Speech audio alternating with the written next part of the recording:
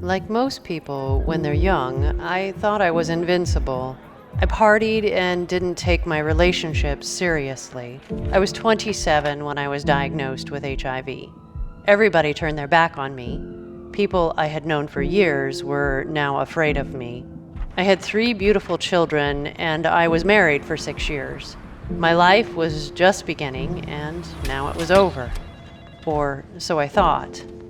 Back then, I got few answers and even less education or awareness about my illness. And I don't blame the doctors. Back then, there was just not much information to give. I was petrified of myself and letting people near me. Something that challenged my ability to be consistent with my treatment was dealing with the self-rejection and the stress on my marriage, which eventually ended. My world had become frightening and full of unknowns. But my children needed me, so I decided to get help. Things like depression or isolation in HIV patients were not only new to me, but to my caretakers, so I had doubts about getting help from a therapist. Truth is, the doctors and therapists were learning about my virus, along with the rest of us. But once the resources became available, I'm glad they offered help. The first thing the therapist did was hug me. I was stunned. Just that simple gesture convinced me I wasn't alone. The therapist helped me to accept who I was as a transgender woman, and I began to come out. Acknowledging and accepting my truth lifted mountains of weight off my shoulders. She suggested I should become an activist to confront my feelings. When I first heard the undetectable equals untransmittable message, it changed my life.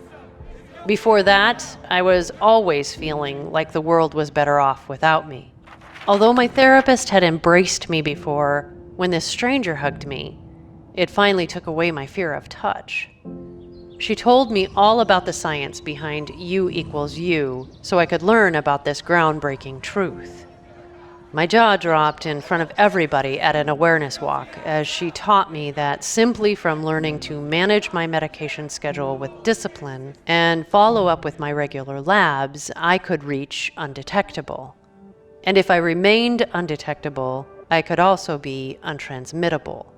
A little empathy from my doctors and following their advice to seek therapy put me back on track. I had a reason to believe I could get better. But the message that undetectable equals untransmittable was exactly what I needed to hear to become my best self. I could be a mom again.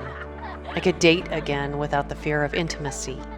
I felt human again, just from hearing that U equals U. Undetectable is something I achieved by making sure I stuck to my treatments. And as for my doctors, I just have to keep up with my labs every 6 months. Staying undetectable for me is easier than ever, and it means I'm untransmittable. It means today, HIV is manageable like many other chronic conditions, and I'm no different than anyone who handles a chronic illness. In solidarity, Katie.